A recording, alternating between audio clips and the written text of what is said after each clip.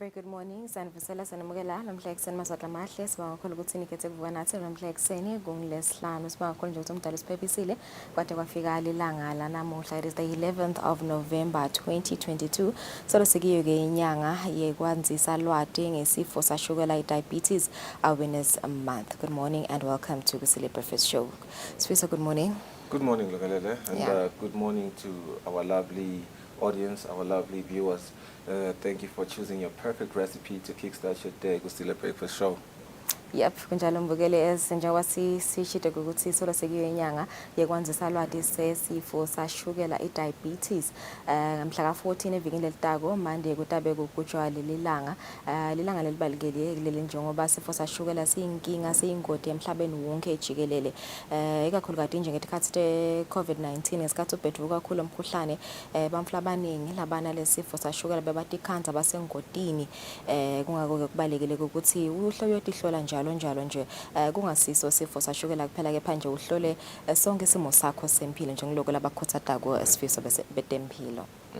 And sibabonile betempilo lonyaka nje bakhutsata kulokuningi njengoba usho ukuthi abangahloli diabetes kuphela into efana nabo cancer, your HIV status, check imikhuhlane konke nje kugula lokukhona shangathi nje sibe semaswati singakukhuthalela sisikumele etulu sitinake. All right, speaking of cancer, Sfisa kwangathi there's a research yekuzama ku medication exam kuyelapha cancer kunebamfla kube nama trial rounds. Yes, of course. Scientists in America sobaqale nje kwenta lucwaningo ekuthenini batfole a treatment for cancer bayibekeke bathi there's a leap forward in tailored cancer medicine. But again, the experimental study involved only 16 patients, but has been called a leap forward and a powerful demonstration of the potential of such technology. Each person had a treatment developed just for them, Lulu 16, which targeted the specific weak spots in their tumor. Now, while the disease continued to get worse in 11 patients, but stabilized on the other 5. Dr. Anthony Ribas, one of the researchers of the University of California, Los Angeles, who tested the approach developed by the company Pact Pharma, would say this is a leap forward in developing a personalized treatment for cancer. Ngiyabuka nje lungelele ngithi mangicathanisa neticwaningo noma ngithela icwaningo lelibekhona nje la event kaNgwane libuke kona ukuthi bantu ibabulala kangakanani icancer.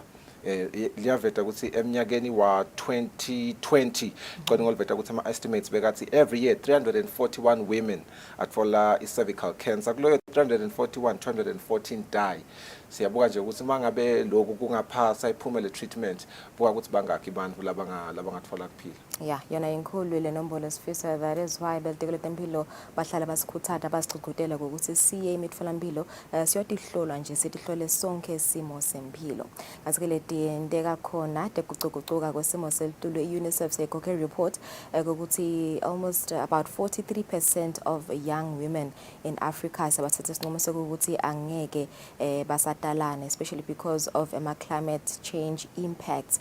Climate change ke seyibe inkinga lenkulu emhlabeni wonke kwendese ukuthi bamfla abaningi bangakhona ukuthola kudla lokwanele mavenje lafaya ekhathe Ethiopia, Kenya kanye nase Somalia kunesimo se-drought lesikabi kakhulu lesi affecte about 36.1 million wabantu.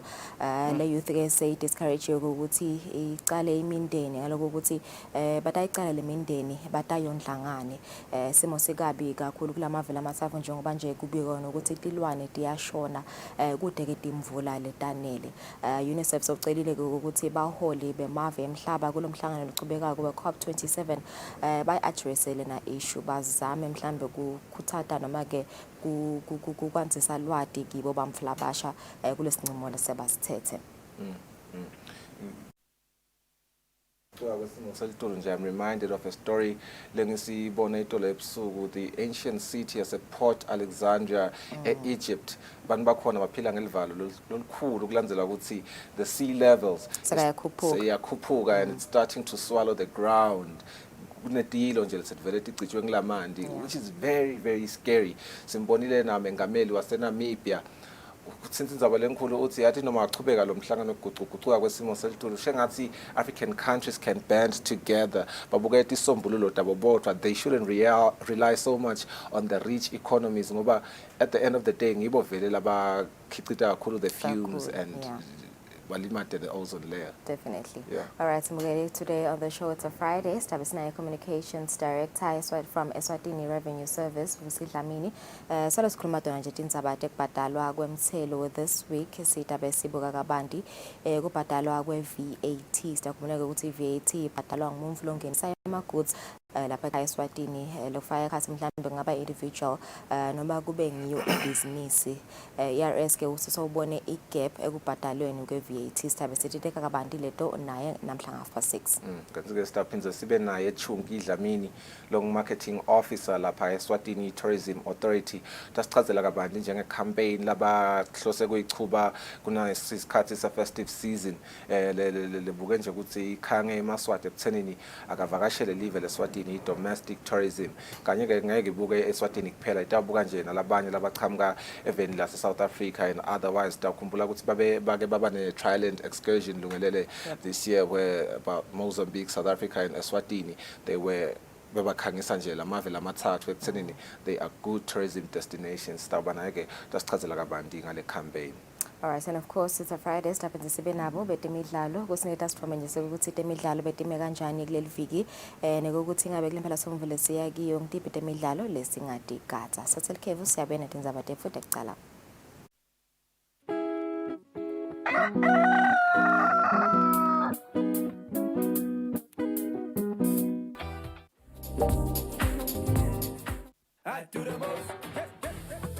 Watch local TV on the go with the Eswatini TV app for only 20 emalangeni per month.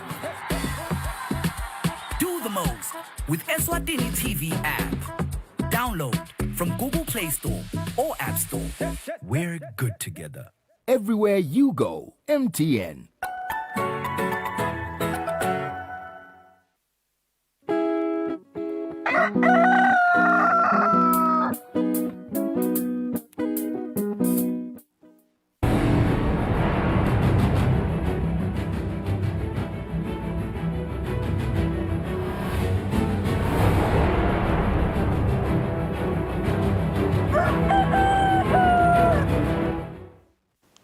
Welcome back. It has just gone 9 minutes after 6 a.m. this Friday morning.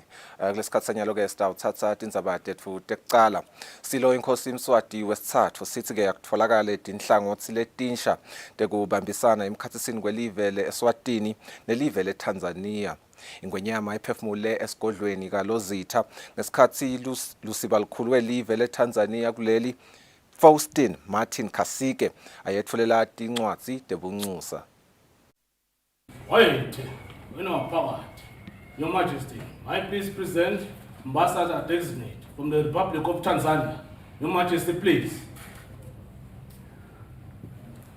Lusiba lukhulu lubekwe ngumengameli Samia Suluhu Hassan kuthi yancosele live leTanzania kuleli wemukelwe ingwenyama yemaswati ngalokukhethekile esigodlweni kaLozitha. Ngesikhathi ethula umgomo wakhe wokusebenza kucacile ukuthi kutawukhula kubambisana kwelive leSwatini nelive leTanzania njengoba utibophelele ukuthi utawusebenza nahulumende kude kucine kubambisana ngakude emnotho nangakude kuthengiselana nakuletinye inhlangothi labambisana kito lamave. Ukuthi live leTanzania litawukhulumisana nenyuvesi yaseSwatini kude kuthi lenyuvesi ifundzise ulwimi lwesiswahili loselifaka sandla ekuxhumaneni nasekubambisaneni kwemave njengoba likhulunywa abantu labafika kwegidini letingamakhulu. There is a need for our two countries to work together to promote collaboration in investment and trade, which are vital for economic development. In that regard, Kiswahili language is a potential area as the language is now widely spoken in sub-Saharan Africa, and it is among the 10 most widely spoken languages in the world, with more than 500 million speakers. It is therefore the intention of our High Commission to discuss with the University of Eswatini to establish teaching of Kiswahili language to facilitate trade and other economic activities. Your Majesty, I now have great honor to present to you my letters of credence accrediting me to your great kingdom of Eswatini and the letters of recall of my predecessor. Ingonyama yamaswati ithi umqondo wekufundzisa ulwimi lwesiswahili enyuvesi yakuleli uyamukeleka kanti silo sithi kumele kukhulunyiswane kude tifundvo talolu lwimi tiqale nasetikolweni. I am delighted to receive the letters of credency by which Her Excellency accredits you as a High Commissioner here in the Kingdom of Eswatini. I know that Swahili is one of the languages we've recognized regional, and of course it's now spoken many places. So I think this is a good idea that to approach not only the university, but even to see whether we cannot go to the primary, high schools. So the earlier we start, the better. Imbobe emhlaba ithi kufanele yavusetele kubambisana kwawo lamave lamabili kuti yazuze ezivumelaneni lesisha sekuthengiselana kwamave elivekati le-Afrika ngaphandle kwetingabekelwana. We are looking forward that with your appointment as the new High Commissioner, we will even identify new areas of where we need to cooperate. Obviously, we need to promote trade between our two countries.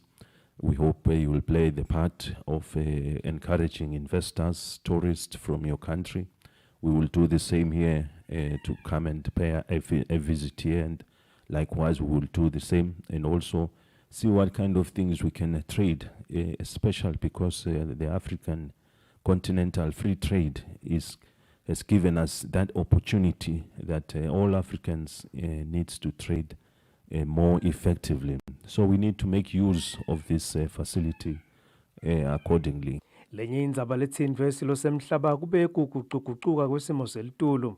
Ingonyama ivakalise lithemba ukuthi umhlangano we-COP27 lochubeka kweveni le-Egypt utawuphuma nesisombululo lesikhosako. Lobika kwethu indzabeni ngisandile makhanya esigodlweni kalozitha. Liphini landvunankulu uThemba Masuku uthi umtsetfo lovikela abantfwana ukubeka sobala ukuthi bantfu labafuna kufaka abantfwana esiswini pheceleti adoption kumele bahlolisiswe kucinisekisa ukuthi bakhuliseka kahle futhi abahlukubeteki. Liphini landvunankulu belikhuluma nalivula umhlangano wemalunga eParliamente labuke kusebenta kwaleli hovisi lapho kugcilwe khona kulomtsetfo lovikela abantfwana. Emalunga eParliamente endlu yabayesikhulu labuke kusebenta kwelofisi leliphini landvunankulu bekafundziswa kabanti ngemtsetfo lovikela abantfwana ikakhulu luhlangothi lelo lelikhulumisa indzaba yekufaka kwabantfwana esiswini adoption. Livula lomhlangano liphini landvunankulu Themba Masuku lithi bantfu labaneshisekelo yoku-adoptha labantfwana kufanele bahlolisiswe kabanti. Lama regulations ke lesitowenta lacondzana kakhulu ne-adoption ngilalata kwenta lo msebenzi lowo ukuthi bantfu bakhone ukuthi bafake bantfwana etiswini. Kukhona labate bantfwana labafuna kuba nebantfwana labacolela ukuthi ba-adopte batokhulisa labo bantfwana. Lokuthi ke sitobafundisa sentelana ukuthi kucondzakala ukuthi ngeke nje sithathe umntwana simnike umuntu ngoba uthi ufuna kum-adopta. Sithathe umntwana simnike lo lesesimhlolile ukuthi kuleli khaya akusilo likhaya lekuganga yini. Ngeke ahlukumedeke lo mntwana. Lo mntwana ngeke akhulele la kunathwa khona tshwala kusukela ngemsombuluko kuyofika umsombuluko. Lo mntwana ngeke eni lapha ahlukunyedwe ngato tonke lendlela lesitatiwe. Lamalunga eParliamente yaphindza yahlolisisa netincabekelwano letita nekufakwa kwabantfwana esiswini. Etindzabeni kubika Sondomlangeni nginaMbongwa Dube Kamanzini. Indvuna yelitiko letemphilo lizinkosi setfule ngalokusemtsetfweni ibhukwana longumkhombandlela wekusebenta kwalelitiko kule minyaka lesihlanu letako. Lo mkhombandlela utawusebentiswa kulelitiko kanye nenhlangano yakamhlaba yetemphilo kanti ubuke kucinisekisa ukuthi lusito lwetemphilo liyafinyelela esiveni futhi naso sihlala siphilile. Lo mcimbi bewubanjelwe eMountain View eMbabane ngalesine. Indvuna yetemphilo Lizinkosi ithi lo mkhombandlela uyinkhomba yokuthi uhulumende utimisele kangakanani kucinisekisa ukuthi eMaswati ahlala angulaphilile. Indvuna ithi lo mkhombandlela uphindze uhambisane nemigomo yemhlaba yentuthuko lekhonsako lekhuluma ngekuthi wonke umuntu akafinyelele kutemphilo. Hulumende wembobe nebekunene utimisele ukuthi achubeke asite eMaswati anikete impilo sifundzise ngekuphila ukuthi impilo ibe kahle kubo bonke bantfu siphindze sinikete bantfu leyo information labayidingako belashwe nabadzinga kwelashwa baphindze basichubeke silulamise lama services lesiwaniketako la lengikhuluma ngawo sifuna ukuthi bantfu bakhona ukuthi bafinyelele kuwo bonke ngekulingana kubede losala ngephandle. Losabambe kuba ngumphathi welehhovisi lenhlangano yamhlabuhlangene yetemphilo lapha eveni Dr. Jeffrey Bisobora uthi lo mkhombandlela unetingoni letisihlanu letibalulekile. One area of focus is to look at strengthening the quality of service delivery. The second area is of dealing with communicable and non-communicable diseases. The third, we are looking at how do we provide services to all age groups across the life course. The fourth priority is looking at healthier lives. How do we work to make all the Maswati lead a healthy, happier lives? And the last one is now we have to tackle the issue of health security and disasters. We need to be prepared all the time. Lo mkhombandlela utawusita litiko letemphilo ukuthi likhone kusebenta ngalokungcono kuze eMaswati atawukhona kuhlale aphilile aphindze aphile iminyaka leminyenti. Tindzabeni teSwatini TV kubika Themkosi Mavimbela ngisembabane. Indvuna yetekulima Jabulani Mabuza seyimemetele isikhatsi lesengetiwe sekubhadalwa kwemali hulumende lahlangabeta ngayo balimi i-input subsidy. Indvuna ithi hulumende wente lesinqumo ngemuva kwekuthi balimi bendlulise kukhala kwabo kuhulumende. Hulumende sewelule isikhathi sekubhadalela luhlelo lohlangabeta balimi. Yetfula lombiko indvuna yelitiko letekulima Jabulani Mabuza ithi umlimi utawuvumeleka kubhadalela lihektha linye. 1,600 walesibheke ukuthi ba benefit kulolu hlelo sicabanga ukuthi kutababambisa kakhulu labo labasala bagcina bangakakhona kusitakala. Siyacela ke ukuthi njengoba sesimemetele nje eMaswati akahambeke ayobhadara kepha ke sicela ukuthi babhadare Eswatini Bank kubete kulenye indzawo lababhadara khona kule extension inaleyo conditions sicela nje baye Eswatini Bank bafike babhadare khona nangalanga sekubhadarene etigulumbeni nakhona sisebenzisa imali lesiphakelwe yona bekunene le mali lesiphakelwe yona ithi kungaze kufike ku 55,500 wema-hour itabe kusho ukuthi le mali lesiphakelwe yona ukuthi siyisebenzise ekuhlangabeteni etigulumbeni seyiphelile. Ngithi kangathi sesive ngiphindze ngisicwayise lokho ukuthi lasebabhadere nyalo bang 43,000 ema-hour lasabhaderwe 43,600. Indvuna ibe seyicwayisa abalimi ukuthi bacaphele tigangi letilutha bantfu ukuthi kunemali liniketwe litiko ngekubambisana nenhlangano yakamhlaba yetekudla latsite-ke loku akusilo nani liciniso. Etindzabeni kubika Sondomlangeni eMbabane. Indvuna yetekulima Jabulani Mabuza ithi inshayi kukhuthalele kulima ingakwenti ngoba seyishayiselena nalena ingatfoli imisebenzi. Indvuna ithi insha ayibukete kulima njengebhizinisi nentfo labangayenta ngetebuchwephesha lobuphambili. Indvuna ikuvete loku esidlweni sasemini lebesentelwe labahambe embili emncintiswaneni we-Women Farmer Foundation lapho kuphindze kwahlanganiswa labalimi netimakethe.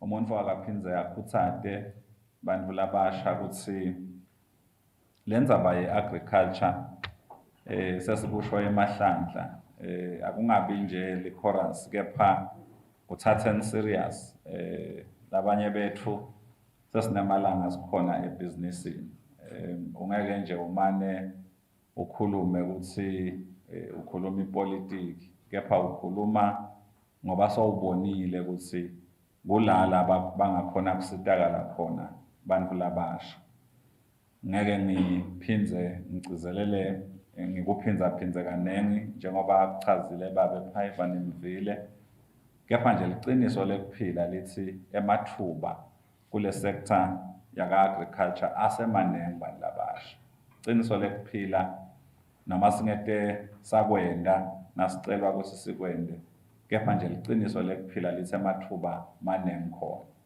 so nangabe lithuba ke utshelwa ukuthi linengi lokubalekile ukuthi noma ngabe uyadlala noma ngabe uyatesta noma ngabe wenda njani mane udlalele ngala emathuba amaningi ngakhona ngiyaninxusa abantu labasha ukuthi ningayithatheli phasi indzaba ye-agriculture futhi ningendi ngathi kugcinwa ngayo into nje yekwendiwa nase ustranded noma so frustrated kakhulu bese ke soya ka-agriculture ithathe nje ngokuthi lithuba le-business i-agriculture.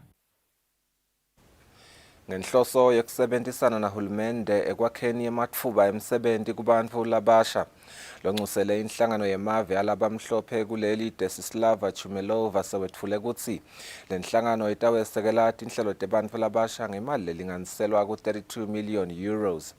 Chumelova uthi bantu labasha balikusasa lalelive kungako badzinga kunakekeleka. Chumelova bekakhuluma emhlanganweni nebetindzaba emahhovisini abo eMbabane.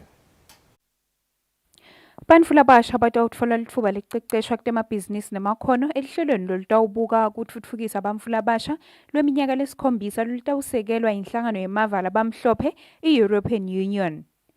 Naketfula lo msebenti lonxusele lenhlangano kuleli Silva Chumelovo utsi bantfu labasha labangakatfoli litfuba lokucedza esikolweni angeke basalele ngephandle. But it's 32 million euro for the first 4 years. So it translates to roughly 8 million euro per year in line with the previous country allocations.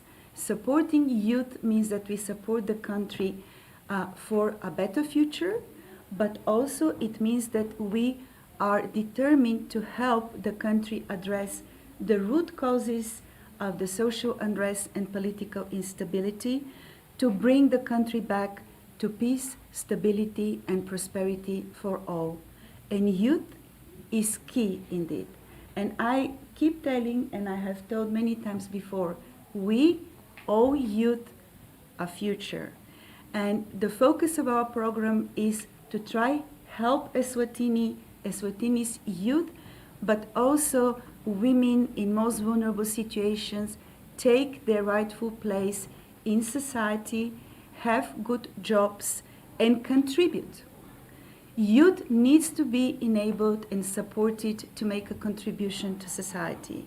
Lolu hlelo lufika nje enyangeni lephelile lenhlangano yasukumisa umgomo wekwesekela bantfu labasha labayingcenye yale nhlangano etindzabeni kubika Sondomlangeni eMbabane.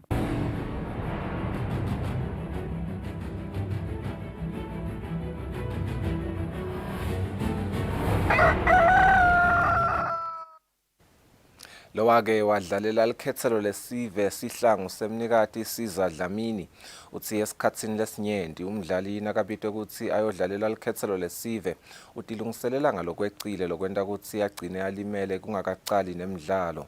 Dlamini bekachaza ukuthi kwentiwa yini ukuthi linyenti lebadlali labalimale ingakacali indzebe yemhlaba letawubanjelwa eveni laseKhathale kubhekeke ukuthi icale kulenyanga lesetulu.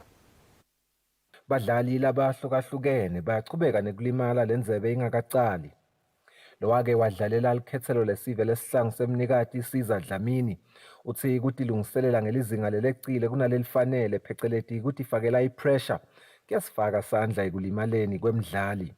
Badlali labaningi baye batifake under pressure nabayodlalela emave abo nabathi ukuthi sebabitiwe bathi kanze sebajima extra kanzi loko sekutawuphazamisa indlela umtimba lo functiona ngayo.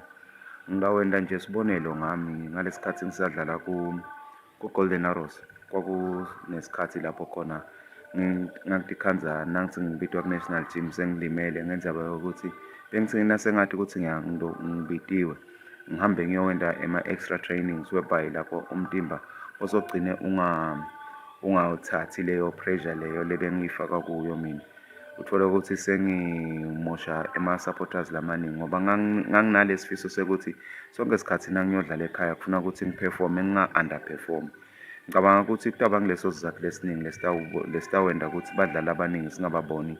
Bodokotela bemacembu emhlabeni nabo bachubeka kuveta ukuthi kungathola isikhathi lesanele sekuphumula kuyasifaka sandla ukuthi badlali balimale. Lenzebe itawucala mhla tingamashumi kule nyanga leseTulu. 27 minutes after 6 ngaleyo ndzaba yetemidlalo ke siyadephetha tindzaba tetfu tekucala talomuhla kulesikhathi sanyalo sitabahlola etimakethe.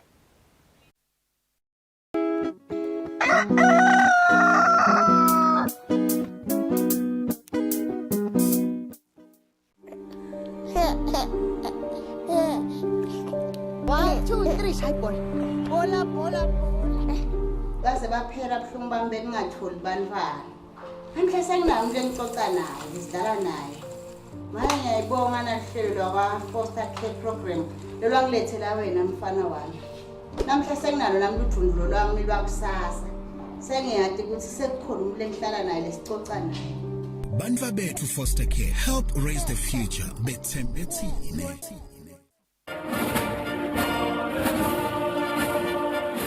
Do you remember the spinning thing? This is us. This picture represents what we did. We were there when coronavirus wreaked havoc in our population. Together with other stakeholders, we formed the first line, controlling the spread of the unknown and unseen enemy of the people. Anxious ourselves, we collected dead bodies countrywide. At the time when no one wanted to come near dead bodies of loved ones, we did care for our fellow citizens. Thank you, the people of Eswatini and teams of first responders.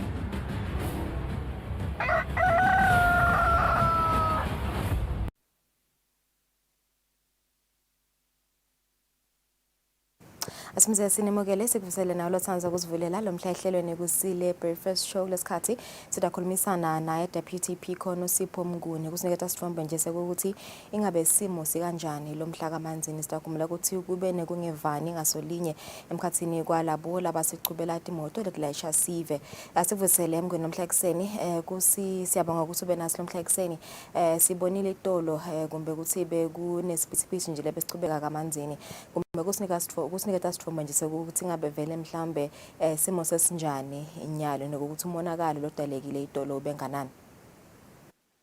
Siyabonga kakhulu kubo babukeli be-Eswatini TV. Itolo sitawukhumbula ukuthi edolobheni lakhona kaManzini kube khona kungevani emkhathini walabo labashayela imoto letithutha sive kumbe babakhala ukuthi kukhona labasebenzisana nabo lababoshiwe le bahambile ke bangena enkantolo base banikwa yona ibhayili le bathetheke basengakayibhadali base laba labangibona bachuba letimoto badecide ukuthi ke angeke baze baye emsebenzini kuze kukhishwe bona laba lebe baboshiwe. Kube nemonakalo ke lomnengi kakhulu ngoba nje sibonile bantu bangasakhoni kuhamba ngoba phela bese kude khona lebangagibela kwaze kwa affectana bona abantu abesikolo labathethe bayaphuma bakhanza ukuthi kona e-station semabhasi kude lebangakusebenza ukuthi bahambe babuyele emakhaya. Lomnye kumonakalo lesiubonile ukuthi laba babese bashayana bajikjela ematshe bachitha nemigcoma lonke lidolobha kodwa nje bengasilo lonke lidolobha bekungiyona lenzawo yasebhasi rank kumbe nasemagcinselweni lapho sibona kulimala titolo lesingakusho nje ukuthi kube netitolo letimbili leti kube nesitolo sasebuilding lesibe sesiyasha kwaphindze kwaba nalo ligumbi lapho bekusebenzela emaphoyisa lesilakhathi e-station semabhasi naso sishile sangconca. Titolo ke leti bese tiyalimala ngekushaywa ngawo ematshe kufaka ekhathi i-KFC lena lapha ngasekungeneni nje kwakhona ebus rank kwaba neNando's kwaba neFooties kwase ke sekulimala nemishini futhi yokukhipha imali yase Standard Bank lapho khona kodwa emaphoyisa akhonile kusebenza kahle agcine abambene emsolwa munye lekunyalo sikhuluma ukuthi otandlathe emaphoyisa le sicabanga ukuthi kumbe namuhla nangabe sebacedzile kumkhulumisa kunekwendeka abhele khona enkantolo atawuphendvula ngako kona lokulimala kwemishini yaleli bhange. Namhla ekseni sivuka kusesengcono kakhulu siyethemba ukuthi itolo laba labaphethe bona laba labaqhuba imoto bakhonile ukuthi bathole imali ngekusitwa ngiletinye inhlangano lebasebenzisana nato bakhona ke ukuthola yonke le mali bagcine babakhiphile bonke bosihlanu laba lebe basolo basejele sishone nje entsambama impela sebabuyele emakhaya siyethemba ke namhla ukuthi kwekuhamba kutawuchubeka kube ngendlela lefanele nekuthi lidolobha litabe linekuthula. Nokevakala sibonga kakhulu Deputy Biko kusiniketa nje leyo update kepha ke vele mhlawumbe kuniketa isiqiniseko nje si7 samasotho ukuthi sisahamba namuhla njengoba sowucetha kuveda ukuthi kwekuhamba kutabe khona ngabe vele mhlawumbe sitabe siphephile vele sisahamba khona kamanzini kunakungendenga nje mhlawumbe kusuku leyo msimvo futhi.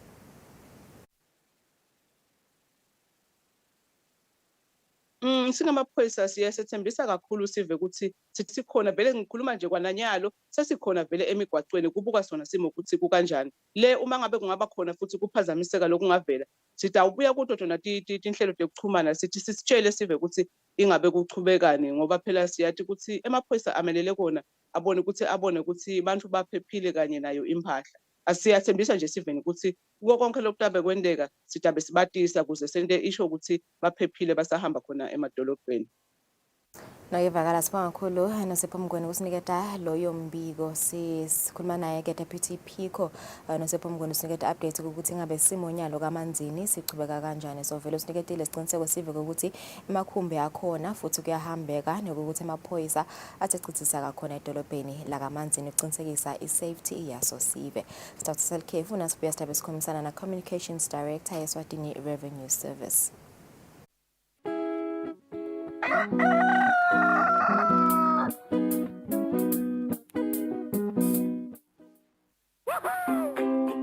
Pay your TV license quickly and easily with MTN Momo. Simply dial *007 *3# and select option 8 for TV license. Enter your national ID number as your reference and the amount you wish to pay. Then enter your PIN to confirm your payment. Once your payment has been made, you'll receive a confirmation SMS of your payment. If you're a first-time payer, you get another SMS for your TV license. So legalize your entertainment from the comfort of your home. Pay your TV license the easy and convenient way with MTN Momo. Everywhere you go, MTN. Hey yo, this is DJ Cybers. What's up guys, King Jace here. My name is Kripo Intellectual. What's up everybody, my name is SK. Hey guys, this is your girl Z. This weekend Eswatini has been such an amazing show. For all the years, they've always supported all the local talent and all the local shows. Catch This Weekend Eswatini every Fridays. It's one of the best entertainment shows Eswatini. So guys, you know what? This is the best show to have. Like, if you watch Swazi TV and you're a person who actually enjoys watching like musical shows that have a lot of content, that have good stuff, This Weekend Eswatini is your show. For all the good vibes, all the good energy, make sure you tune in to This Weekend Eswatini. Watch local TV on the go with the Eswatini TV app for only 20 emalangeni per month. Do the most with Eswatini TV app. Download from Google Play Store or App Store. We're good together. Everywhere you go, MTN.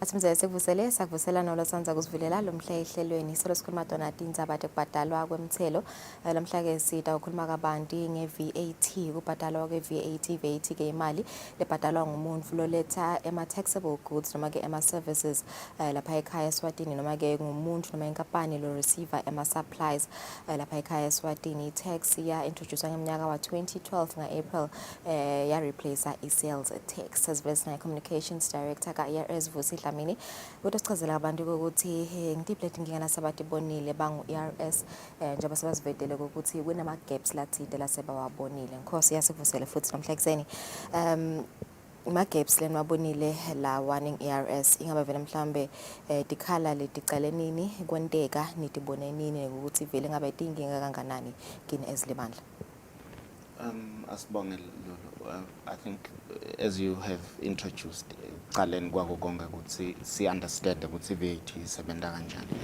It's a simple tax baye bathi ngesilumbi is self policing also lokusho ukuthi ezisisebenza iyakhona le system ye VAT kwadi ukuthi lokuna kwendeke ku business A ku business B kuphekeke ukuthi kubonakale ini because siyathi ukuthi VAT it's all about buying and selling of goods or services so nangabe kwendekile ibusiness lenye yathengisela lenye business leyo business nangabe ibhalisele VAT kufuna charge VAT to that business and then the other business nayithengisa nayo iyaye besibuka ukuthi ithengiselwe ngubani yathengiselwa ini bese ithatha leyo VAT leyibhadele i-subtracted from le collegileyo na from my customer say let's say that different to the ERS. To make a typical example, if business A buys goods from business B for say 100,000, then BAM charge 115,000 because of VAT, which is 15%. And then Sitsileo business na say thanks 200,000 lauma goods, which will be 230,000. Then the difference in VAT, you can say it's 15,000. It's 30,000. Now it's 15,000. Now it's so then the difference is what they bring to the state. Now, what we've noted as a gap is that kunema business lokhanza ukuthi ayathengisa athenge but ekugcineni kwako konke ukhanza ukuthi leyo VAT lokufanele ngabe bayiletha kithi abayiletha labanye noma ngabe bayiletha leyo VAT we have discovered ukuthi ukhanza ukuthi abayilethi yonke. It's very simple ukudiscover lokho because company A uya comply ngiyabekisa tonke tinto utenda accordingly utawu indicator ukuthi mina ngisebenzele nabani ebusinessini yami ngithengiselene nabani so ekugcineni kwako konke sitawukhona kubona ukuthi company A lokulaka silethela kona Nkosi kukuhlaba lulimi ngicela nje ukuthi sithathe just a quick break siyabuya manje nje khona sisacela ukulungisa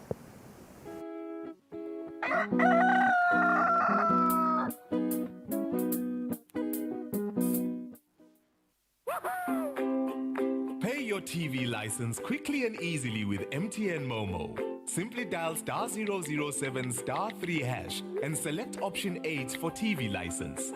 Enter your national ID number as your reference and the amount you wish to pay. Then enter your PIN to confirm your payment. Once your payment has been made, you'll receive a confirmation SMS of your payment. If you're a first-time payer, you get another SMS for your TV license. So legalize your entertainment from the comfort of your home. Pay your TV license the easy and convenient way with MTN Momo. Everywhere you go, MTN.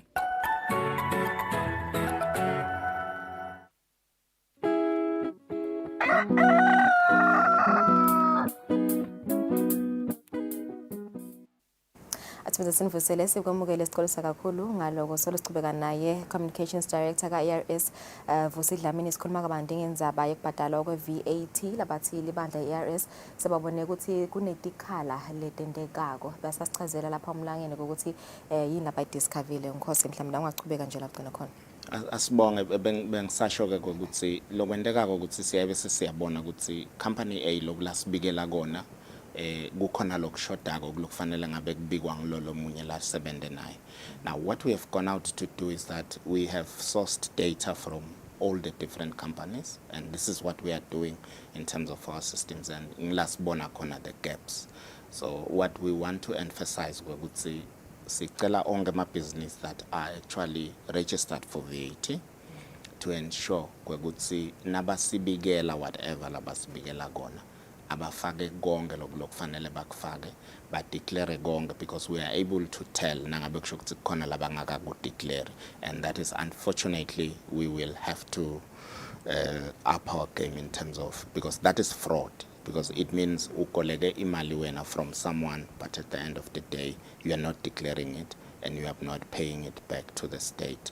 And yet on the other hand, because the VAT we are isebenza ngendlela yokuthi lo munye lothengiselana naye uyayiclaima le mali back into their own business. So in other words, kusho ukuthi sithi uclaima imali lengakabhadalwa.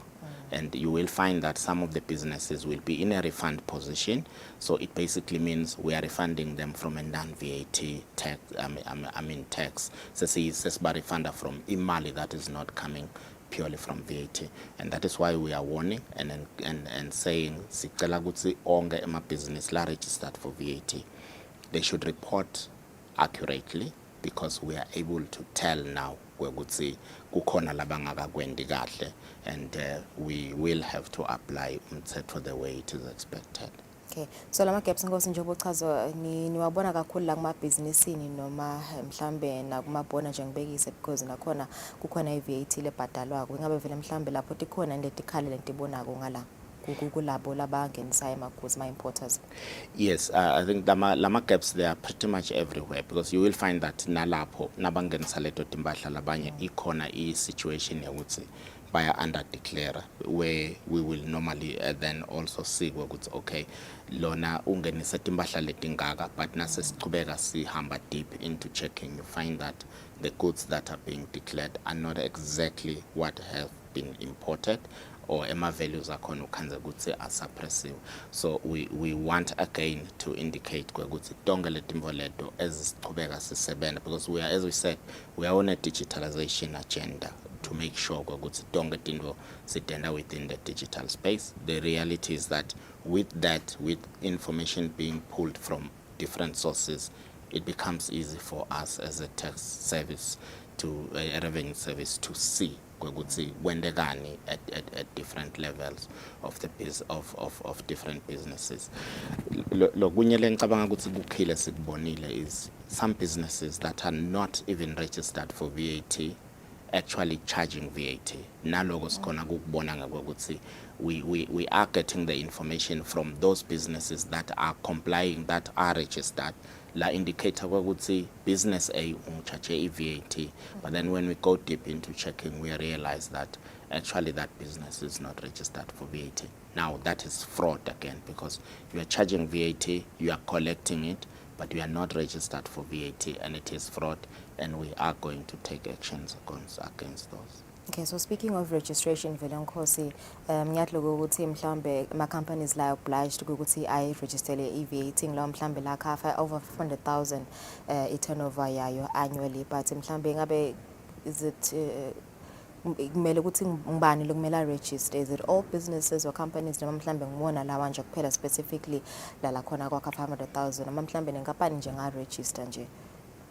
Yes, I think nasi qala lo hlelo u-indicate ukuthi you need, first of all, you need to be providing taxable supplies. Lokusho ukuthi kufuna ube uthengisa timbahla leti chargewa i-VAT. Kuyendeka lamanye ama-business ukhanza ukuthi i-nature yawo isebenta tinto mhlawumbe leti ngayisebenzi indzaba ye-VAT, but mancane kakhulu lawo. But a lot of ama-business lesinawo even la kangwane athengisa timbahla vele leti ibhadalisako i-VAT. Now kuna two categories. The first category ngilo 500,000 and above. We expect that if you are 500,000 and above, you're making that in terms of your sales, you must register for VAT. You are compelled to actually register for VAT. But if you are making less than that annually, then you have a choice. You can decide to register for VAT, but if you don't want to register, you don't have to register. But I think the key thing that we want to emphasize here is that if you are not registered for VAT, you are not expected to charge VAT. But again, if you are making 500,000 and above, you must register for VAT, because you are compelled by the legislation to balance VAT and collect it. Okay, so what are the requirements, Nkosi, for registration, and what attachments can individuals noma business laka ngawafaka nakasenda mhlawumbe registration? Okay, I think critically it's businesses. Me and you cannot really register for VAT unless obviously we are running a business. It could be a sole trade. So we are not really expected to register because we are end users go VAT. But for businesses, it is expected that they will attach all the different documents la tsengekago a business in njengabo form J. Basically nababhalisa kubhalisela umthelo kunalawo ma documents la tsengekago la khombisa ukuthi vele leyo ngapane ibhalisile kwetinkapaneni bobani bo director bayo. And then I think the crucial bit when it comes to VAT is that we want to know ukuthi usebenzela kuphi. So you must have a physical place la usebenta khona. Kusho ukuthi nangabe usebentela ebhuthini, we don't expect that you will register for VAT. But if you are making 500,000 and above, ngani business yakho ngile briefcase, you are then compelled to register for VAT, of which you must get a place of abode. You must have a place la usebentela khona, because the whole thinking is that nasesifuna kwati kwekuthi kwendekani in your business, sometimes we need to come and audit kufuna sati ukuthi siya kuphi. Okay. So I know ukuthi ikhona i-option ukuthi amabhizinisi namatinkampani dinga cancel registration. Kubuta nje ukuthi ngabe ngitiphi leto tinkampani, ngabe ngile tinkampani lesathi ngathi sakhona yini kwakha mhlambe leyo turnover leyo annually. The process yet the registration for VAT is quite a longish one. Also, you awuvuki nje kuseni uthi wena hayi mina sengiyaregister ngisafuni ukubhalisela angisafuni ukukoleka i-VAT. Obviously one of the things kungaba ngiloko ukuthi ngathi awusafiki kule threshold yokuthi ukoleke i-VAT, kepha angeke nje uvuke kuseni udecide ukuthi wena awusakhona ukuyikoleka, because liqiniso lithi kufuna siqale sihlole ukuthi lena lebe uyikolekile ukwendile konke, so uletsile inkonke lokho, so uyibhadele ingithi before we can go through a deregistration process. Alright. I think also phindze waveta nje nendzaba lenkhulu ukuthi vele nibhekene naye kuleti nkampani leti ngaka register but ti charge i-VAT. Ingabe vele mhlambe tinyathelo tiphi lenti tatha ezilibandla kuleto nkampani leto niyakhona yini ukutitfola ku data yena? Lokutitfola already, because as I mentioned, company A is selling, being charged by company B. Company B is not registered for VAT, so we are able to tell that lona charge VAT, but akekho database yethu ukuthi registered for VAT. Umthetho wethu bowusolo bowusolo ngidawuthi bowusolo silent in terms of ukuthi ufuna send imiyalo kubantu laba charge VAT babe bangakabhalisi. The amendment has been made. Inyalo lomthetho so effective. Uyazivumela ukuthi we must actually deal with those people adequately. Laba charge VAT bangaka funnels by charge. And on that, sicela ku encourage members of the public, because this is, as I say, fraud, because lo muntu will be charging you VAT, and then as a charge leyo VAT, basically ule mali uyifake pocketeni lakhe, lokusho ukuthi basically stealing from the public as well. And we want to encourage members of the public to report where they actually see this type of business we don't charge VAT, but nangbuka the certificate, because that's the other requirement. Every business registered for VAT must display at the front certificate show for VAT. So if you don't see that and you suspect charge VAT, let us know and then we will take action. Oh yeah, bengithi ngisafuna ukubuda vele ngokuthi ngabe singabona kanjani, but nyela soyichazile ukuthi kumele sibuke le certificate la mhlawumbe la reception ngibekise ukuthi sikhona yini vele. Alright, kwagcina nje ngose mhlawumbe ama contact details laba ngantfola khona kubika wona lama fraud cases lawo mhlawumbe nokubuda nje. Kubika the fraud cases, siyacela ukuthi basishayele enombolweni yethu, let's 800-8000. That's our toll free number, 800-8000. Anytime nabasishayela lapho, noma ngabe mhlawumbe after hours, they can actually leave a message, and we will certainly take action against those that are not doing what is expected. Alright, thanks so much Ngozi. Banasilamhlahlelo nimbukeliso otivele lapha. Uyayiteka Baba Dlamini, Communications Director ka-IRS, ukuthi kunetikhala lasebatibonile ekubhadalweni kwe-VAT kunetinkampani letingaka-registeli, kepha-ke bayayicharge amakhasimendini. So ucelile ukuthi mangabe amakhasimende ayothenga lokho la kuthengako etitolo bahlolisise ukuthi sikhona nivele lesitifiketi se-VAT. Mangabe kude ungashayela 800-6000. 808,000 yes ubike ukuthi leso sitolo thide side VAT registration certificate ke pass charger VAT. Let's take a break. Stop in a traffic update.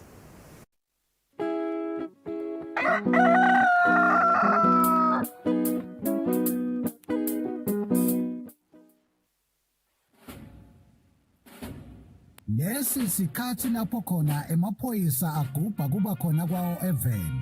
Kulapho kukhuthazwa khona sive ukuthi sike sihlale phansi sibuke bomcoka bemaphoyisa empilweni yabantu.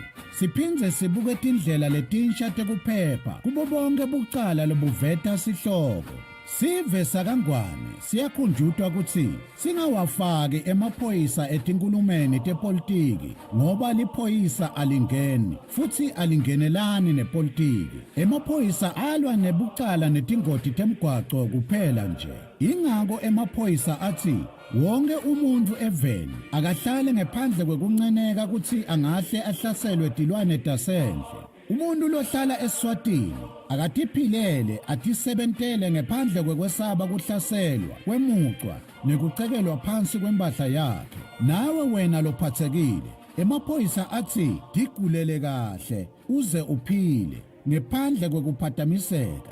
Lokungenteka ngekuthi tidlova tingene tihlasele labo labakunakekelako kuleyo ndlu. Sive lesihlakaniphile nguleso lesiphakamisa kusebenta kwemaphoyisa nabo bonke labalwa nebucala.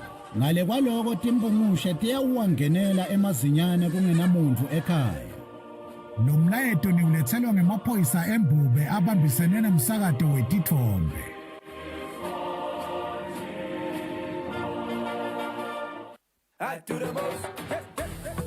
Watch local TV on the go with the Eswatini TV app for only 20 emalangeni per month. Do the most with Eswatini TV app. Download from Google Play Store or App Store. We're good together. Everywhere you go, MTN.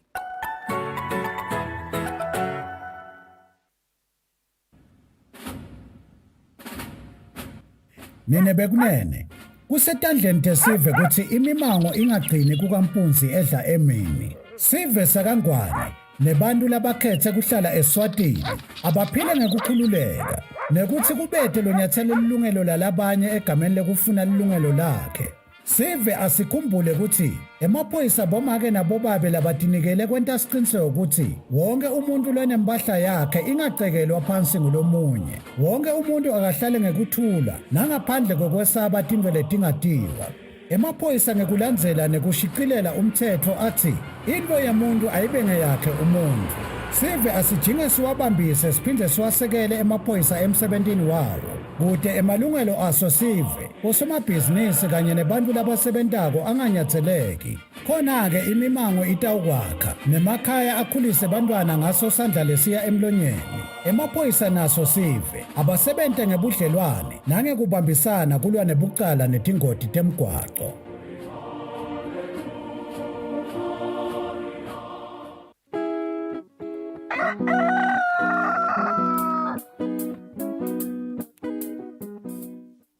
Asimisa sinemokele, it's 5 minutes before 7 o'clock. Angelisho ke asikhona ukuxhumana nawo amaphoyisa embube kodwa siniketa i-traffic update.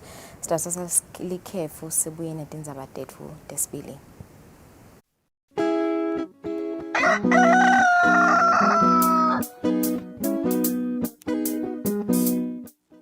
This is PrEP, otherwise known as pre-exposure prophylaxis. PrEP is for HIV prevention. PrEP can be used by HIV-negative people to protect themselves from HIV.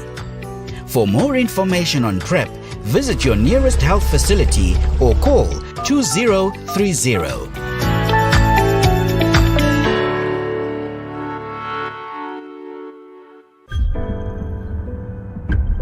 Baba nanyamake. Soke ngikhumbulile. Hamba nje kuseni sengibuya ngizikhumbulile. Basisita ke mfana, mfana. Ngoba bese kukhala libhungane la. Yonke tindlu zahlala MTT. Ngiyayibona le ndzawo. Basisita ke laba bahulumende ukuthi sinika labantwana. Kanti vele nangemhamba itolo. Bantwana bebakhulela kubantu abadala umceli nakulomunye etatoni ngibadise ekhaya. Bantwa bethu foster care help raise the future bethembethini.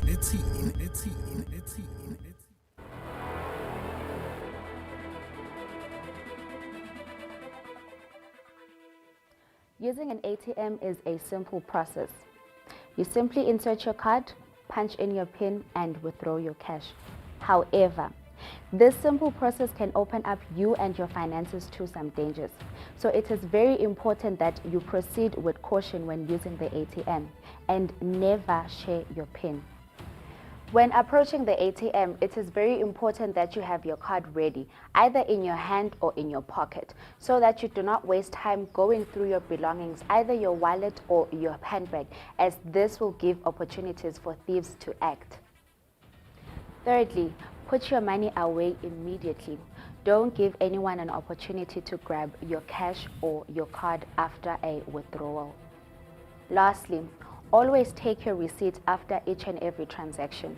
It is important that you get your slip after every transaction because it contains crucial information about your balances, and that may lead you to be a victim of bolandela. Be cyber aware, be cyber smart.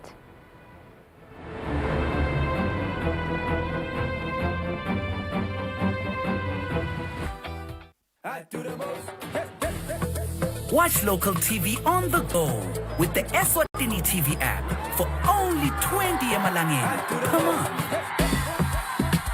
Do the most with Eswatini TV app. Download from Google Play Store or App Store. We're good together. Everywhere you go, MTN.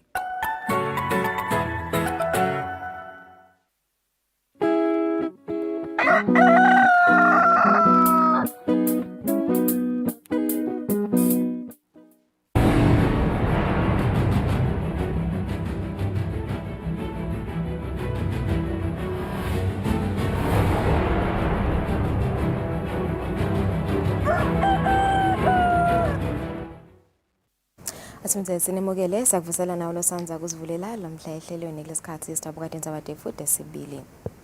Silengo simswati wesithathu sithi akutholakala inhlangothi letinshade kubambisana emkhathini welive leSwatini nelive leTanzania. Ingonyama yaphefumulo esigodlweni kalozitha ngesikhathi lusibalikhulu welive leTanzania kuleli Poston Martin Kasike ayethulela tincwadzi tebuncusa. Your Majesty, I please present Ambassador Designate from the Republic of Tanzania. Your Majesty, please. Lusibalikhulu lubekwe ngumengameli Samia Suluhu Hassan kuthi yanxusele live leTanzania kuleli wemukelwe ingonyama yamaswati ngalokukhethekile esigodlweni kalozitha. Ngesikhathi ethula umgomo wakhe wokusebenza kucacile ukuthi kutawukhula kubambisana kwelive leSwatini nelive leTanzania njengoba utibophelele ukuthi utawusebenza nahulumende kude kucine kubambisana ngakutemnotho nangakutekuthengiselana nakuletinye inhlangothi labambisana kito lamave. Ukuthi live leTanzania litawukhulumisana nenyuvesi yaseSwatini kude kuthi lenyuvesi ifundzise ulwimi lwesiswahili loselifaka sandla ekuxhumaneni nasekubambisaneni kwemave njengoba likhulunywa abantu labafika kwegidini letingamakhulu. There is a need for our two countries to work together to promote collaboration in investment and trade, which are vital for economic development. In that regard, Kiswahili language is a potential area as the language is now widely spoken in sub-Saharan Africa, and it is among the 10 most widely spoken languages in the world, with more than 500 million speakers. It is therefore the intention of our High Commission to discuss with the University of Eswatini to establish teaching of Kiswahili language to facilitate trade and other economic activities. Your Majesty, I now have great honor to present to you my letters of credence accrediting me to your great kingdom of Eswatini and the letters of recall of my predecessor. Ingonyama yamaswati ithi umqondo wekufundisa ulimi lwesiswahili enyuvesi yakuleli uyemukeleka kanti silo sithi kumele kukhulunyiswane kudeta ifundo talolu limi tiqale nasetikolweni. I am delighted to receive the letters of credency by which Her Excellency accredits you as a High Commissioner here in the Kingdom of Eswatini. I know that Swahili is one of the languages we've recognized regional, and of course it's now spoken many places. So I think this is a good idea that to approach not only the university, but even to see whether we cannot go to the primary, high schools. So the earlier we start, the better. Imbobe emhlaba ithi kufanele yavusetele kubambisana kwawo lamave lamabili kuti yazuze esivumelaneni lesisha sekuthengiselana kwamave elivekati le-Afrika ngaphandle kwetingabekelwana. We are looking forward that with your appointment as the new High Commissioner, we will even identify new areas of where we need to cooperate. Obviously, we need to promote trade between our two countries. We hope you will play the part of encouraging investors, tourists from your country.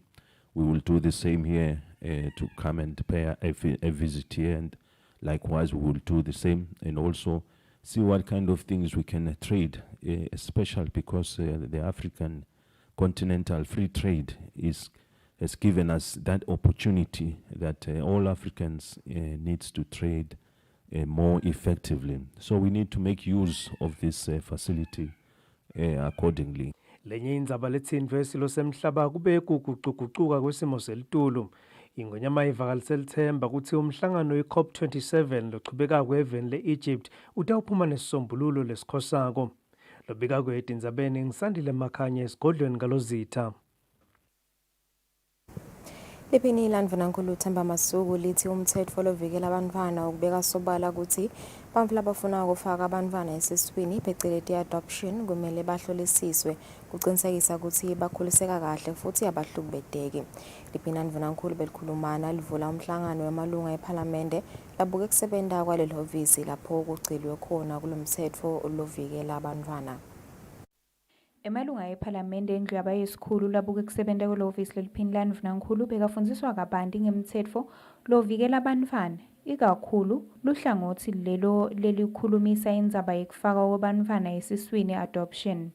Livula lo mhlangano liphini landvunankhulu Themba Masuku lithi bantfu labaneshisekelo yoku-adoptha labantfwana kufanele bahlolisiswe kabanti.